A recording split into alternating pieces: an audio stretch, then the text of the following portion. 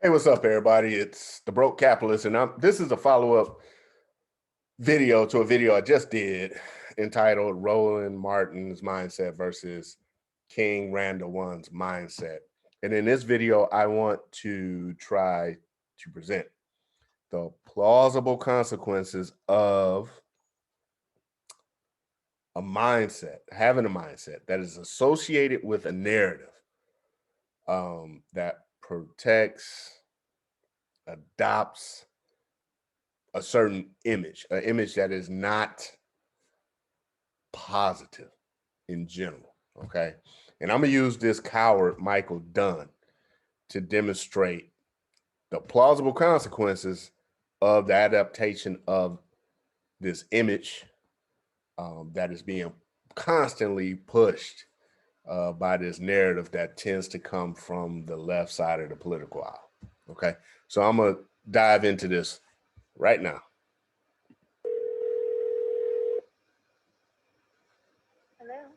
This is Global Tel-Link. Three-way calling is prohibited. All inmate telephone calls are recorded. I have a prepaid call from Mike Dunn, an inmate at Duval County Jail. Your account balance is $27.85. If you wish to accept this prepaid call, dial 0 and thank you. Hello? Hey, honey. Hope you don't mind I called you back. No, I'm glad you did. So being in a room by myself kind of sucks, but I guess it'd be better than being in a room with them animals. Well, they probably wouldn't think too highly about what's going on, and so it is best, but I can only imagine. But your mom said she was sending you a book. No, I didn't miss the classification of them animals, which, is he talking about who I think he's talking about? Probably. Is he talking about inmates in general? Maybe. Does he see himself as separate from them because he's totally innocent? That's possible, right? Yep. And I don't know how she's going about this. I was thinking about this today, and I was like, I'm the victim here. I'm the fucking victim here. I was the one that was being preyed upon, and I fought back. Right. And I'm like, so it's my fault because I asked them to turn their radio down. Right. It's like I got attacked, and I fought back because I didn't want to be a victim, and now I'm in trouble. Yeah. I refuse to be a victim, and now I'm incarcerated. Oh, no. I somehow insulted these boys by asking them to turn the radio down, and for that, they were going to kill me.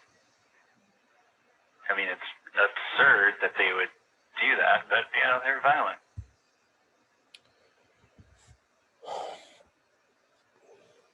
So sometimes I make light of things, but in this case, I am dead serious. Young man lost his life. Other people in this situation were they'll be affected by this for the rest of their lives. And the other black men in the car, it's probably a miracle for them to come out of this thinking that every white person that they don't know isn't a racist. I mean, but I'm gonna fast forward this to the actual part of the interrogation before I give more of my 2 cents on this. You guys can check this out. I mean, this online, you see a person's life just go down the drain.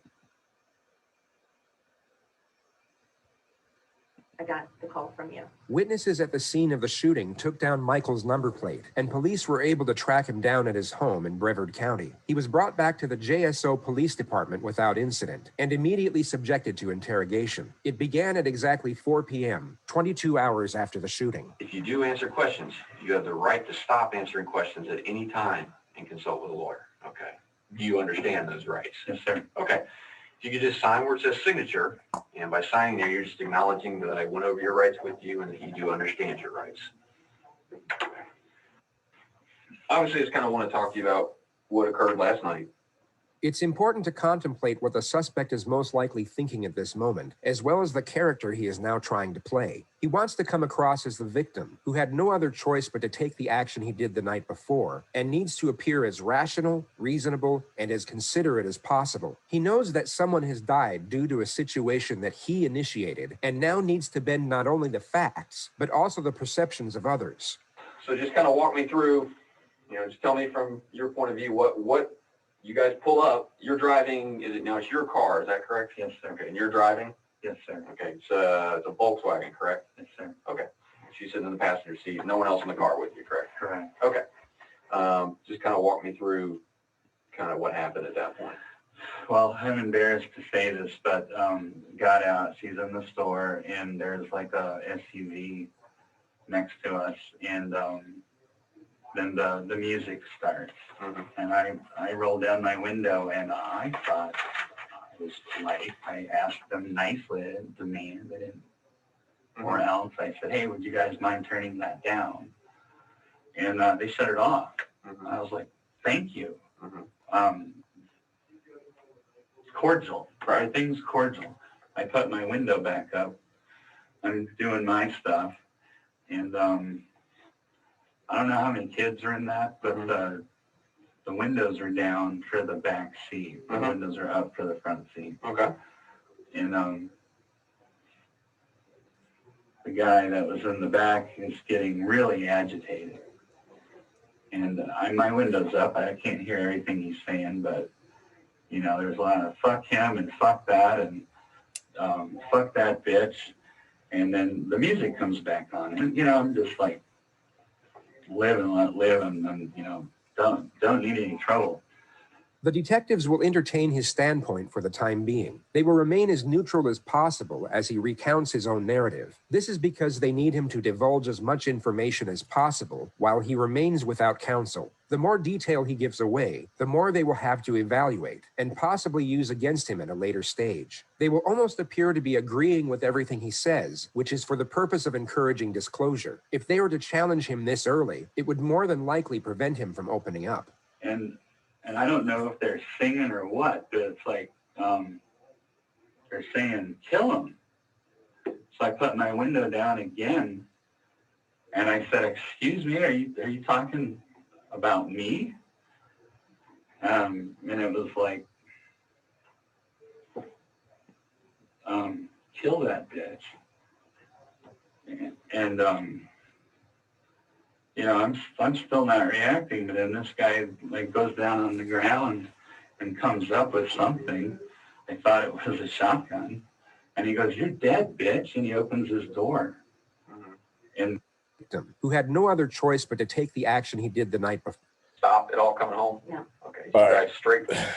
So anyway, hopefully that was enough. You heard enough to make my following. Get to just take what he just said, and I'm gonna give you 3 examples, 3 scenarios. All right, we're in Japan. Exact same thing happens. All players are Japanese, except, well, they're all Japanese, but the occupants of the car with the loud music are all tatted up, and they're obviously people in the Yakuza. The guy asked him, hey, can you turn the music down? And that's when he realizes, oh my God, the Yakuza. And they turn it off. Then another Yakuza comes out of the store, gets in the car, music comes back on, guy in the back is agitated, talking about, kill him, blah, blah, blah. So the guy's like, first of all, he probably wouldn't have asked nothing. But he asked, are you talking about me? Because this guy, although he's not in the Yakuza, he's carrying a gun for some reason. Right?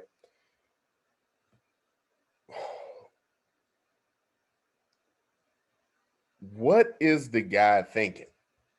What do you think he's thinking when he just realized he asked the Yakuza to turn the music down? Then subsequently, they're agitated and he asked for clarification. Are you talking about me? And they say yes. Is it at that moment in time he thinks that, oh, they're Yakuza, therefore they're dangerous? Or is it the moment he saw the tattoos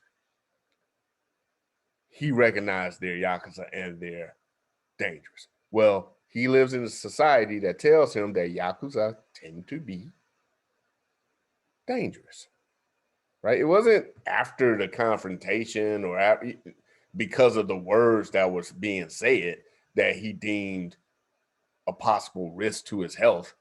It's the tattoos, right? Another scenario. In America, guy pulls up to a gas station. Wife gets out, goes in to get some wine. Car next to him playing heavy metal rock music. The guy's like, can you turn the music down? Music goes off. Guy comes out of the store, gets in the car. Music goes back on. Guy's in the back agitated. And then talking about kill you. The guy asks for clarification because this is America. He has a gun in his car. He's like, are you talking about me? And the guy's like, yeah, I'm talking about you. Now, at what point does the guy with the gun feel his life is in danger when he sees white rockers in the car next to him?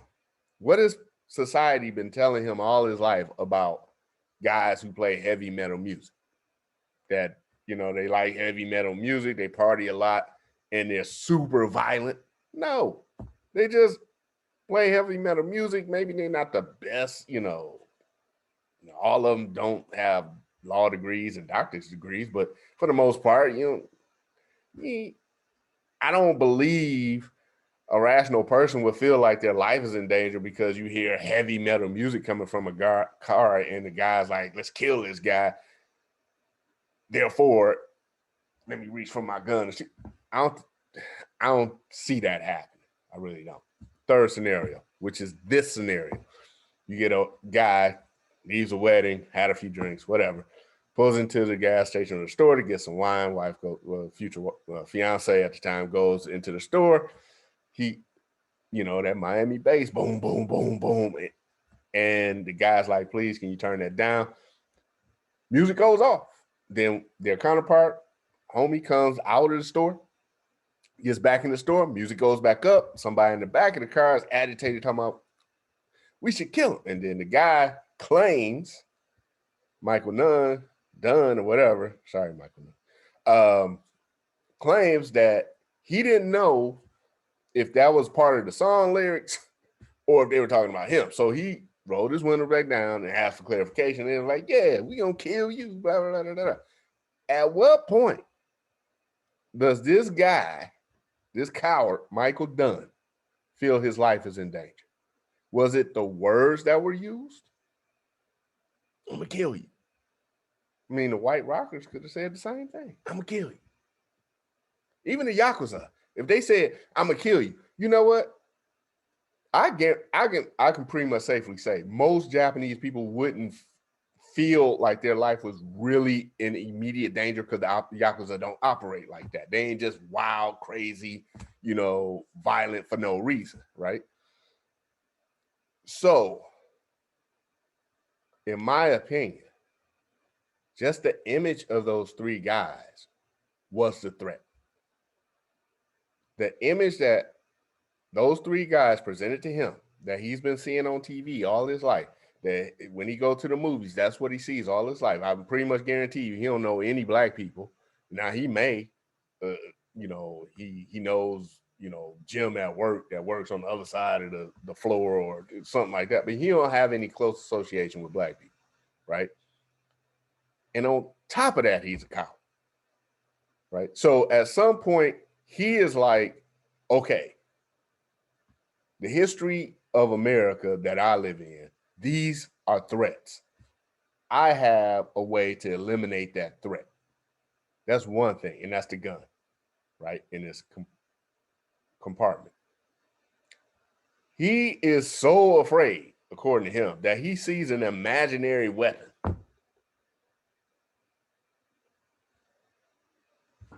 The weapon that wasn't there.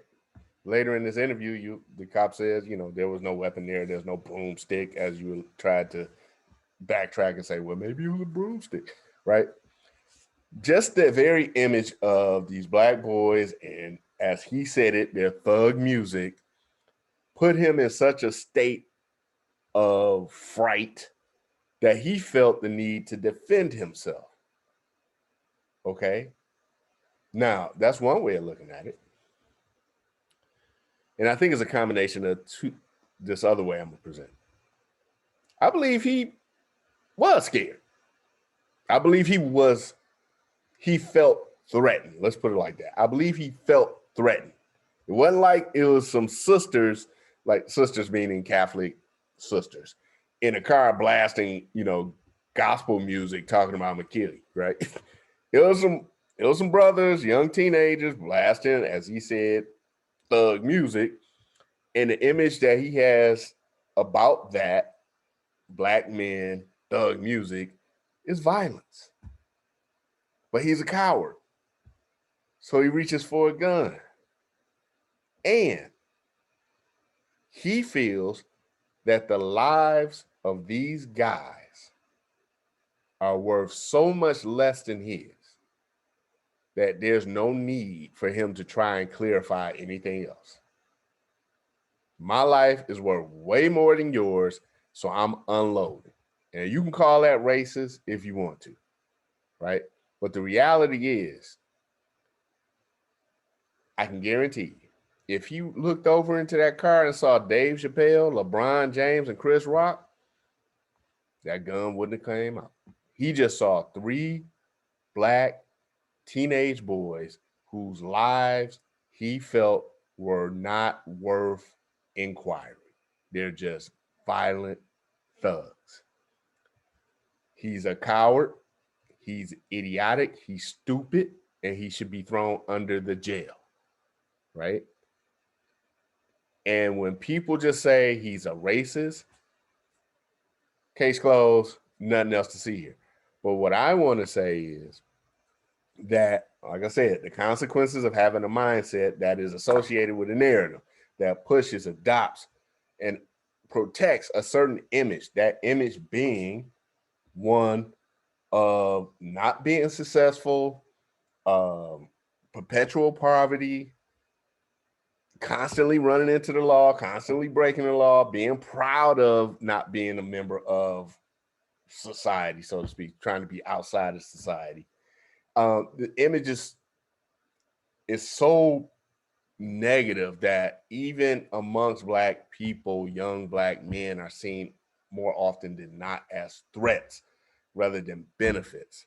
And what's so upsetting is that the community embraces this image, and it's just pumped into the community over and over. And in my opinion, that is not happenstance, because the black community, you go back before the 60s, law-abiding, straight-laced citizens who didn't depend on government, trying to get their groove on because they didn't have anyone else to rely on. But now, this image just portrays us as victims. And a lot of people in our community, protects that and embraces that and projects that out into the world. A lot of people like Mr. Roland Martin, in my opinion. Instead of trying to portray a more positive image of victor, it's always victim, right? And the consequences of this, I hope y'all stand with me. The consequences of this, it's like a self-perpetuating and spiral of defeat. And when you have people outside of the community who don't know you, like this coward, Michael Dunn, with a gun, he doesn't know these 3 guys. All he has is this image in his head, and they fit the description, right? And we heard all our lives of thug. He has no idea who these guys are, what they do, what their aspirations are. If this guy in the back seats had just having a bad day, if he just full of S and he don't mean nothing, couldn't kill him because he ain't have a gun, right? He ain't have a weapon. So how is he gonna kill him, right? So you get these guys who fit that image, whether they like it or not, right? And they run into a coward with a gun named Michael Dunn. This Michael Dunn could have been a cop with a gun. He sees 3 young men. Threat. That's all he sees. Now, those particular young men they probably not out there saying, hey, I'm a threat to society. I'm a threat to society.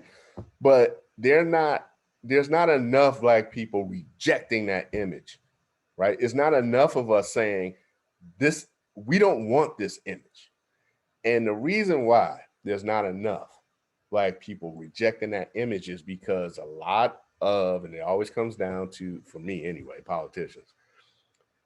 A lot of politicians on the left, socialist, social Marxist, whatever, what they've managed to do, they've taken every positive aspect about being a citizen, being law-abiding, being a productive member of society, being highly educated, being on time for work.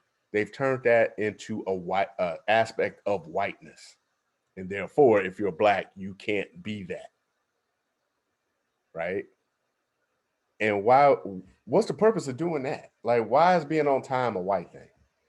Well, I think a lot of Black people they think they're just dumb, and they'll say, okay, I guess if I'm being on time, I'm being white. So I guess I just ain't gonna be on time because I'm proud and Black. Well, you're gonna be unemployed too, right? And if you're unemployed, what are you? You're gonna end up being a dependent with the right to vote. And so your dependency will lead you to use that right to vote for whatever politician promises to take care of you. This goes back to what I was saying with Roland Martin's mindset about living on a mental plantation where there is no existence without an overseer. And all you're doing when you're voting is voting for the most fair overseer. And in Roland Martin's mind, and many people like him, the Democratic Party is the most fair overseer, where you have people like King Randall One, who's like, I don't live on a plantation, right? I don't need a fair or unfair overseer. I'm going to take care of myself. So hopefully you guys stayed with me on that. It's a real complex. It's kind of complex and very nuanced, but I want to make the point that there are more consequences than embracing this negative narrative than most people think, right? It affects more than a Black young man when he's trying to get a job. That your reputation precedes you, even though you know, I'll be the first to tell you, if you ran into me in 1993, you'd have thought I was a thug. Thank God, I didn't have any fatal interactions, right? If you just saw me in my red lowrider truck in 1992, you ain't, oh, there's a future attorney. No. No. So I'll bid you adieu, but I hope that you spread this video around. I also hope that you check out the books around this screen here. And I hope that you followed what I was trying to say. We need more Black people and white people and Asian Americans rejecting that image of thuggery, victimization, whatnot, that has been attached to the Black community. It not only hurts the Black community directly, it is now creeping outside of the Black community into the American population in general. So with that said, I'm out. I hope you have a good day, and like, share, and subscribe, all that good stuff. And I'll holler back later. Peace.